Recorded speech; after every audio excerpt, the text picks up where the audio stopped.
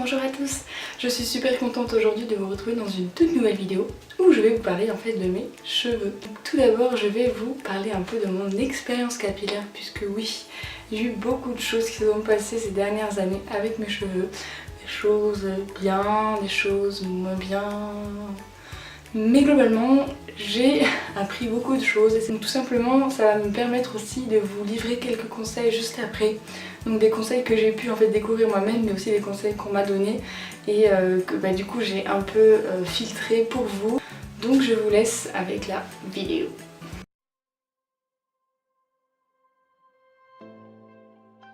Donc ce que j'ai pu faire au tout début sur mes cheveux, ça a été le dégradé. J'ai fait que les dégradés, allez, de la fin primaire, pratiquement mi-collège. Je faisais des dégradés tous les 2 mois. Je me désépaississais, mais sans arrêt. Je faisais toujours d'épaissir les cheveux pratiquement tous les mois, voire tous les 2 mois. C'était devenu une routine en fait. Et j'ai arrêté le jour où j'ai appris que ça rendait les cheveux 3 fois plus épais, voire 10 fois plus épais. Alors déjà que mes cheveux étaient épais, donc je vous dis pas la galère. Donc j'ai arrêté les épaissir, j'ai diminué la dose. Et j'ai arrêté de faire tout le temps des dégradés. J'ai voulu faire quelque chose en... Oui, c'était quand? Oui, c'était en 4e, en 3e. Et je me suis fait un carré plongeant. Je sais pas si je vais appeler ça l'erreur de ma vie ou quelque chose qu'il ne fallait pas que je fasse. Donc apparemment ça m'allait bien quand même, mais j'avais pas les cheveux adaptés à cette coupe. Si vous voulez, j'ai pas les cheveux lisses de base. Bon là ils paraissent peut-être un peu lisses, mais mes cheveux ne sont pas naturellement lisses, ils sont parfois ondulés, surtout quand je les coupe court. Surtout qu'à l'époque, vu que je ne prenais absolument pas soin de mes cheveux en fait n'étaient pas aussi lisses que maintenant. Du coup le carré plongeon c'était... Je devais me laisser les cheveux encore plus et c'est à cette période là que j'ai fait une crise, j'ai bien dit une crise pour avoir un lisseur. Voilà, je voulais absolument un lisseur parce que je me sentais pas bien avec les cheveux pas lissés. Donc après ce carré plongeon, j'ai laissé pousser, c'était absolument dégoûtant, c'était pas bon. Voilà, donc j'ai laissé pousser un peu, quand au bout d'un moment c'est bien poussé, donc j'ai vraiment coupé droit. Et après ça, je crois que j'ai laissé pousser mes cheveux. Voilà, j'ai laissé pousser mes cheveux, sauf que j'assumais toujours pas mes cheveux parce qu'ils étaient abîmés et que vu qu'ils étaient abîmés, ils ondulaient très mal en fait, c'était vraiment pas beau, donc j'ai lissé tout le temps, mais vraiment tout le temps. J'étais pas accro lisseur mais presque, donc voilà, c'est vrai que c'était pas une période où je faisais attention. Bon, je faisais des soins naturels encore, ça par contre les soins naturels j'ai démarré très tôt. Cependant ça ne suffisait pas en fait pour que mes cheveux soient beaux, puisque le lisseur ça attaque beaucoup les cheveux. Donc là on arrive je crois à la classe de première où j'ai banni mon lisseur, j'ai arrêté de me lisser les cheveux. Là ça doit faire 3-4 ans que j'ai arrêté de me lisser les cheveux. Je limitais mon sèche-cheveux, c'est-à-dire que j'utilisais une fois sur 2, après je l'ai plus utilisé, après j'utilisais occasionnellement. J'ai oublié de dire un truc, avant mon lisseur, vous voulez savoir pourquoi j'ai arrêté le lisseur? Je vais vous le dire. Un jour en première j'ai voulu m'éclaircir les cheveux parce que j'ai toujours rêvé d'avoir des mèches, pas des mèches mais des reflets blonds, caramel, je trouve ça hyper beau. J'ai utilisé souvent le miel et citron, j'utilise tout le temps parce que je trouve que ça marche beaucoup et c'est une super naturelle. J'ai voulu tester autre chose et j'ai voulu tester le curcuma. Le curcuma, je ne sais même pas pourquoi j'ai voulu tester le curcuma. Donc je suis ressortie jaune puisque j'ai vraiment laissé poser du curcuma une nuit sur mes cheveux.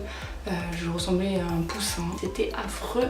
En plus c'était la période de la semaine des 2 devoirs, j'étais obligée d'aller au lycée, j'étais dégoûtée le matin quand j'ai vu ça. Je me suis lavé 3 fois les cheveux, ensuite j'ai commencé à couper parce que je trouvais ça trop laid. Du coup je me suis retrouvée avec une coupe merdique, donc un dégradé assez raté, les cheveux encore jaune-vert. J'étais mais affreuse et à partir de ce moment là j'ai lavé, bon au bout d'un moment c'est parti et à partir de ce moment là je suis allée chez la coiffeuse, elle m'a coupé les cheveux, donc elle m'a coupé les pointes qui étaient abîmées et à partir de ce moment là j'ai arrêté le lisseur et j'ai laissé pousser mes cheveux et j'ai continué tous mes soins naturels et j'ai arrêté de faire des bêtises sur mes cheveux. À la rentrée de terminale j'ai quand même recouper un peu mes pointes parce que l'été ils me les avaient un peu abîmées malgré que j'utilisais plus le lisseur et le sèche-cheveux. L'été abîme les cheveux, voilà, ça ce n'est pas une découverte. Et à partir de ce moment-là, j'ai laissé pousser mes cheveux, j'ai laissé pousser mes cheveux, j'ai laissé pousser mes cheveux. Je ne suis même plus allée chez le coiffeur. Je crois que j'y suis allée une fois et c'était pour un mariage. Oui. Après ça, j'ai arrêté d'aller chez le coiffeur. Fin terminale jusqu'à ma deuxième année de licence, j'ai dû me couper 3 fois les cheveux et c'était moi-même, donc j'ai égalisé un peu mon dégradé. Ensuite, pendant 6 mois, j'ai arrêté de me couper les cheveux, je faisais plein de soins. Donc en fait, avant, j'avais les cheveux qui m'arrivaient au niveau des hanches. Hein, voilà. Donc j'avais des longs cheveux en très bonne santé puisque je faisais très attention. J'avais banni les shampoings avec plein de silicone. Voilà, je suis passée au shampoing solide depuis ma démarche zéro déchet et c'est ça aussi qui m'a aidée. J'ai utilisé plein de soins naturels et je me coupais les cheveux très rarement. Donc voilà, j'ai coupé mes cheveux il y a bientôt 4 mois même, je crois que c'est un peu plus de 4 mois. Donc je les ai donnés à une association qui s'appelle Solid Hair. Et du coup j'ai donné bien 25 voire 30 cm, donc c'était en février, voilà. Donc je les ai donnés, donc c'est pour une association qui lutte contre le cancer du sein, donc qui touche beaucoup de femmes. Voilà, donc je tenais à le faire parce que c'était quelque chose que je voulais faire dans ma vie et je le referai parce que je suis très fière de l'avoir fait et je suis heureuse de pouvoir le faire. Après il y a quand même quelques conditions pour les personnes d'ailleurs qui seraient intéressées. Vous pouvez me poser des questions, vous pouvez aussi checker mon Instagram, j'avais fait un post sur justement mon nom de cheveux. Maintenant ce que je fais c'est que du coup j'utilise toujours plus de lisseur.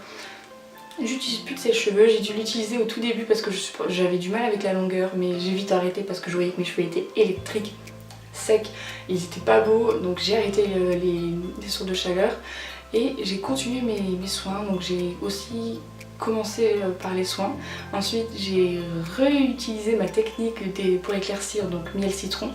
Là je suis en train d'arrêter et maintenant j'applique plein d'huile, je me fais un bain d'huile par semaine. Enfin voilà, je ne fais plus rien avec mes cheveux, c'est à dire que je vais pas les couper avant mon temps quoi. Donc voilà, c'est tout pour mon expérience capillaire. S'il y a des personnes qui ont déjà eu des expériences un peu similaires aux miennes, n'hésitez pas à me le dire en commentaire. S'il y a des personnes aussi qui voudraient me partager leurs expériences capillaires, ça me fait toujours plaisir aussi de savoir ce que vous pouvez faire aussi avec vos cheveux.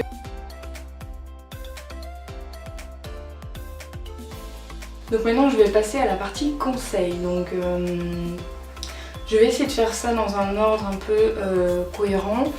Moi je vais essayer de le faire par rapport à mon expérience capillaire. Comme ça vous verrez un peu ce que j'ai pu au fil du temps rajouter dans mes conseils que j'essaye d'appliquer au quotidien maintenant. Donc le premier conseil que j'ai à donner déjà c'est d'utiliser des choses naturelles sur ses cheveux. Voilà, donc arrêtez les produits bourrés de silicone puisque le silicone est très mauvais pour les cheveux.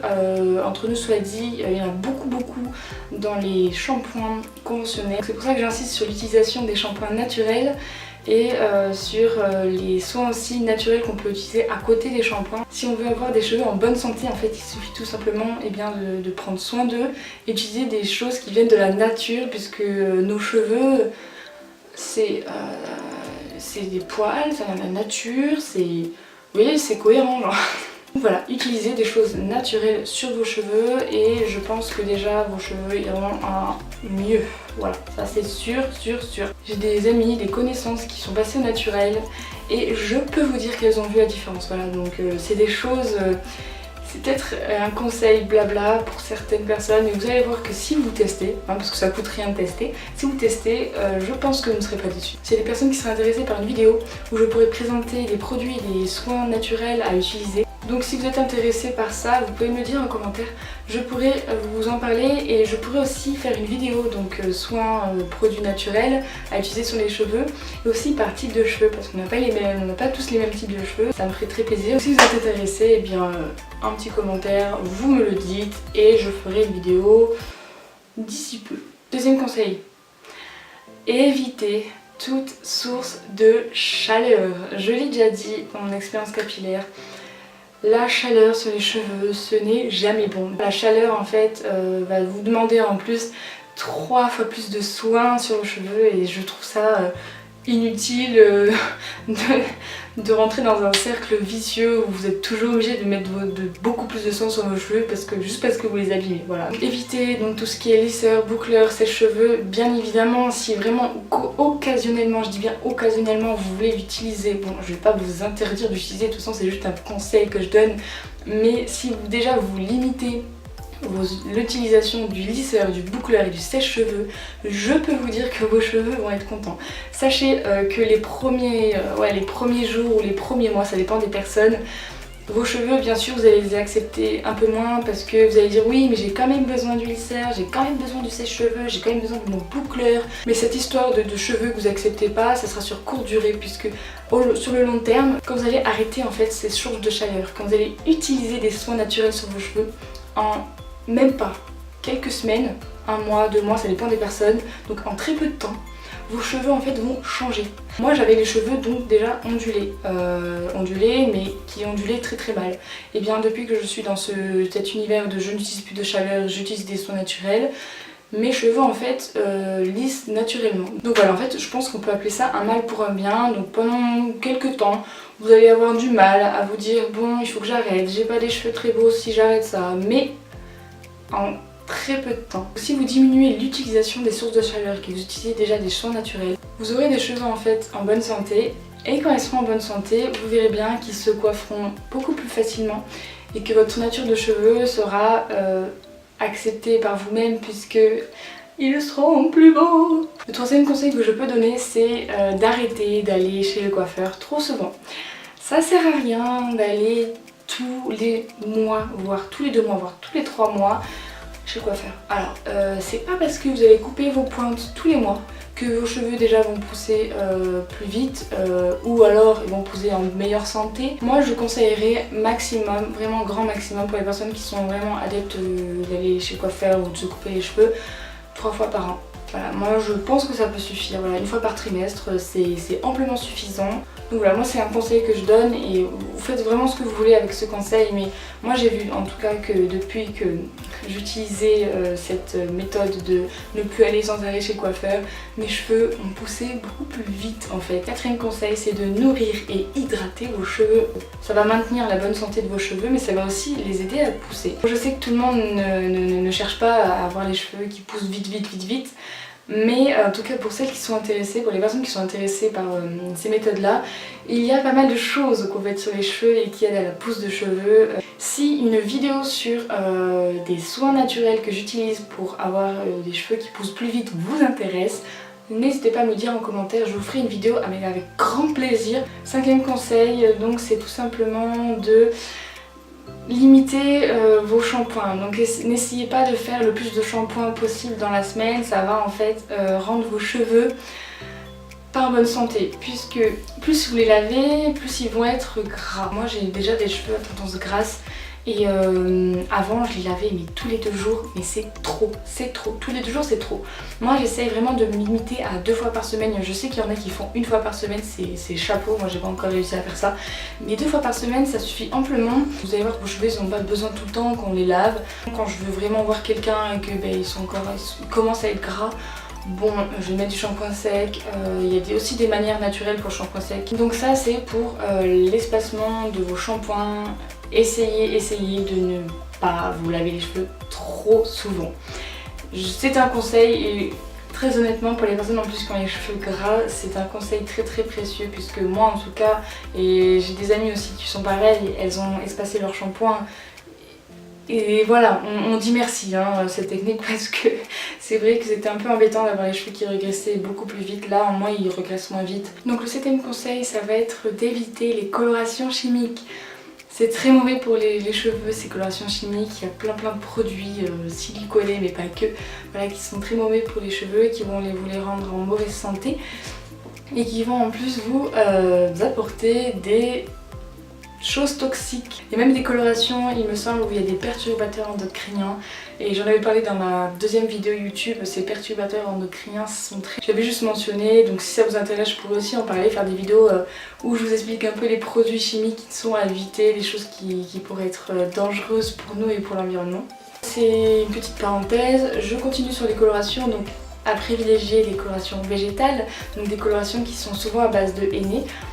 Ça existe, en plus ces colorations sont vraiment un 2 en 1 puisqu'elles vont colorer, voilà le but d'une coloration, et elles vont aussi soigner vos cheveux, donc voilà c'est un soin aussi que vous apportez aux cheveux, et moi pour le coup je trouve ça génial de pouvoir concilier coloration et soin, voilà, en même temps. Plus généralement aussi ça coûte moins cher puisque vous l'achetez, vous le faites vous-même. Puis il y a des salons de coiffure qui commencent à s'y mettre. Là je vais faire un petit POC à 2 personnes qui sont vraiment pour moi des professionnels pour le henné, enfin en tout cas c'est tout comme. Il y a évidemment mon ami Jim, il connaît beaucoup de choses sur le henné et il peut notamment aussi répondre à beaucoup de vos questions.